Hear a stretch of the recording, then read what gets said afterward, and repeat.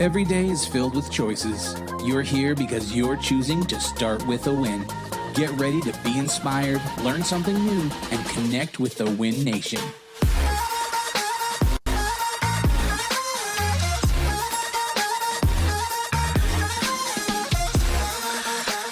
The book flyover. The book flyover. Coming to you from Denver, Colorado, home of RE/MAX World Headquarters. It's Adam Contos, CEO of RE/MAX, with Start With a Win with producer Mark. Hey, That's buddy. right. I'm here. You're here? Well, in virtual studio. whoa, yeah. Across the camera lenses. That's right. I can see you. Well, hey, I'm excited to talk about your book, Start With a Win.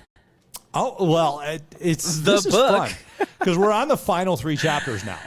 Yeah. 8, 9, and 10. I mean, we're in the tools of how to start with a win. As it says here, tools and lessons to create personal and business success on the cover right there.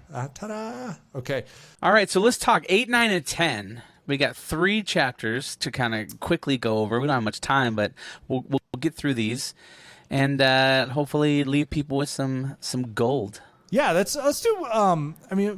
Chapter 8 is really important to me because in fact, I did a video this morning on Facebook Live about this, where I was talking about humility and really what is the opposite or the killer of humility. It's an ego. It's an ego. So, chapter 8 is actually called "Lose the Ego." So, when you, Mark, when you think about this, think about a leader that you know. Or let's call this a manager that you know someplace. Okay. What's the biggest personal challenge that they have? It's usually their ego, isn't it?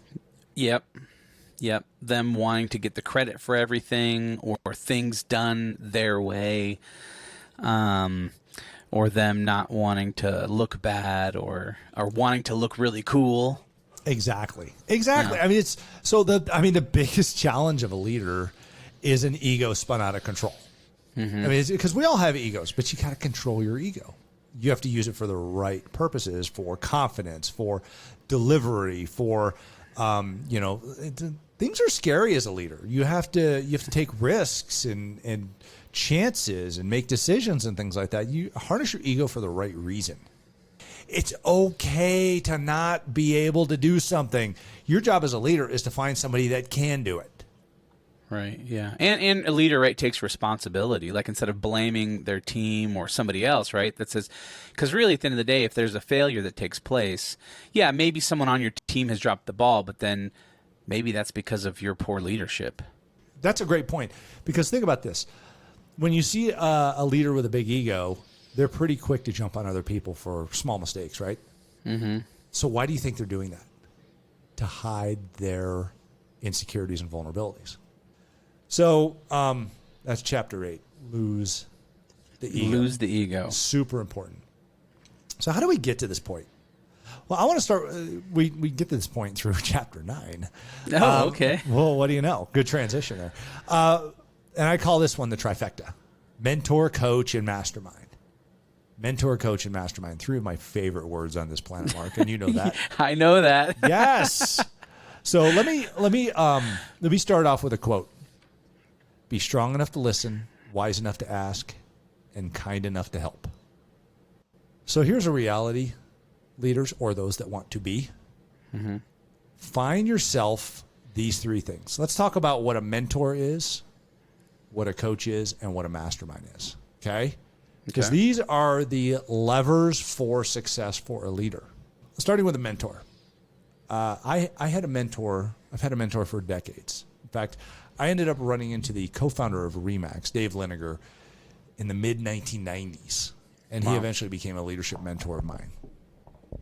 Great friend, amazing human being, leader, and somebody full of wisdom that you can sit down and ask questions of, and that will give you honest feedback on.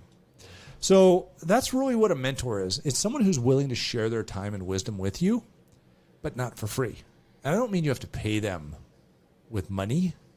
I mean you have to pay them with your attention and your deliberate action to make yourself the best that you can be. Because they're a mentor to help you.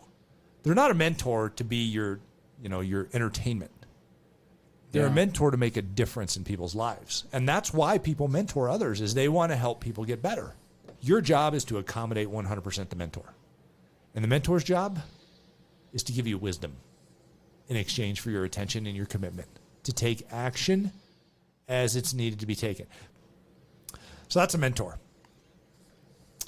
So, Mark. Yep. I love this next one. Coach. So what's a coach? Coach is somebody you pay for their information. You pay them, and you pay them rather healthily, I guess you could say. But the reality is you get what you pay for on a coach. Don't go, that's too much. Well, what do you hope to get out of it? What does a coach do? They unlock your potential. Unlock your potential.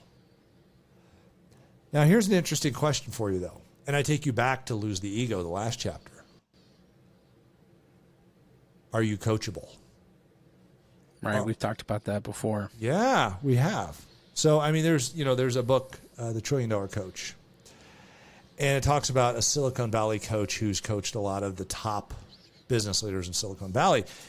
And he always asked his coachees, are you coachable, before he started coaching? Because you can't coach somebody who doesn't want to be coached. They can pay you all day long, but you can't coach someone who doesn't want to be coached. They have to lose that ego. They have to be vulnerable. And sometimes people don't mesh. But what does a coach do? They unlock your potential and they make you better. Now let's move on to the third one here, the trifecta. Because we've talked about one-on-one interaction in order to improve our leadership. And that vulnerability and accountability, most of the accountability in those aspects come from, emotional accountability comes from that mentor. The mechanics and the business and the metrics and the KPI accountability come from the coach generally. Coaches do coach a ton of emotional control, though, emotional intelligence and emotional maturity. But really where you're totally vulnerable is in a group setting with your peers. Peer accountability is unbelievably powerful. And you get that in a good mastermind. And Matt, let me be clear, like coaching masterminds are not free. Do not go, hey, I want to go to the free mastermind, because you're not going to get anything out of it. I believe you pay to pay attention. You learn a lot in a mastermind, and a lot of times you do this thing called the hot seat, where you go sit on the hot seat in front of everybody and they get to drill you with questions, and you better be ready to answer them, and you're going to get responses back that may hurt. Yeah. Some are going to feel good, but you're going to get honesty. Right. Don't join a mastermind where they don't deliver challenge honesty. you. Exactly. Yeah. Their goal is to push you to be better. And what do you get in a mastermind truly more than anything else? You get power of association. The average of the 5 people we spend the most time with, Jim Rohn said that.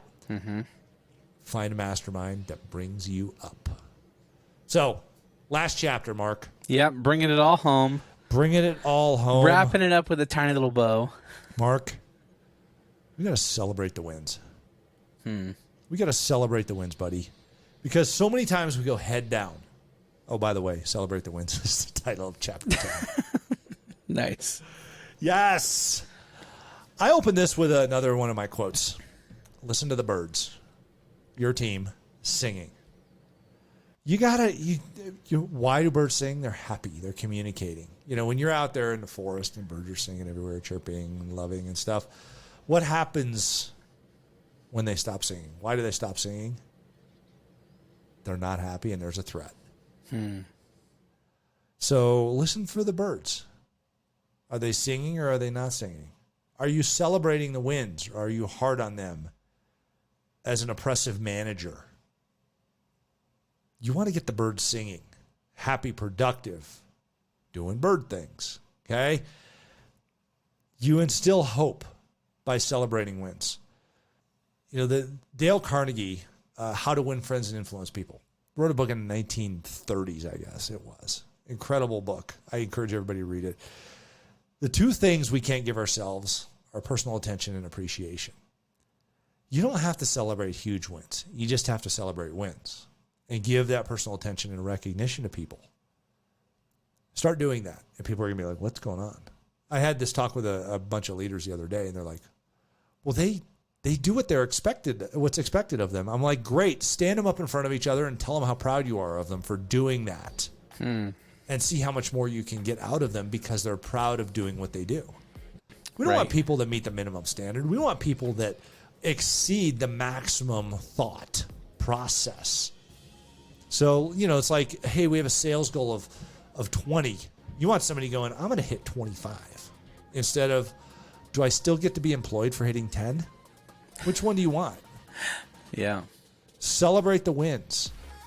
Don't overlook that. Analyze, celebrate, talk about.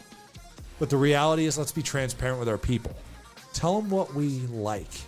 Our key people indicators, KPI 2.0, instead of key performance indicators. And our return, and not ROI, return on investment, but return on wins, ROW.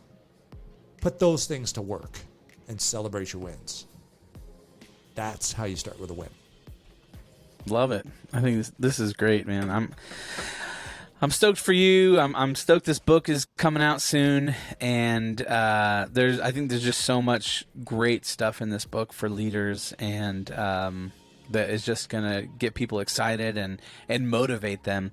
And so yeah, this has been good. I'm glad we've gotten to kind of get a little behind the scenes of this book. And again, if you haven't ordered it, head over to startwithawin.com and make sure you pre-order your copy. And get inspired or inspire somebody else. If you know a business leader or somebody who's struggling a little bit, hey, start with a win. Well, hey, Mark. Yeah. I just want to say huge thanks and shout out to you. You've been such an instrumental part of putting this book together. I so much sincerely appreciate our friendship, our business relationship, the leadership you've provided to me, and all the wins that we've been able to do together. Yeah, man. It's been fun. Many of them. A lot of wins. Yeah. So thank you. Yeah. Thank you very much. Well, awesome. Well, thanks so much, guys. And until next time, remember, start with a win.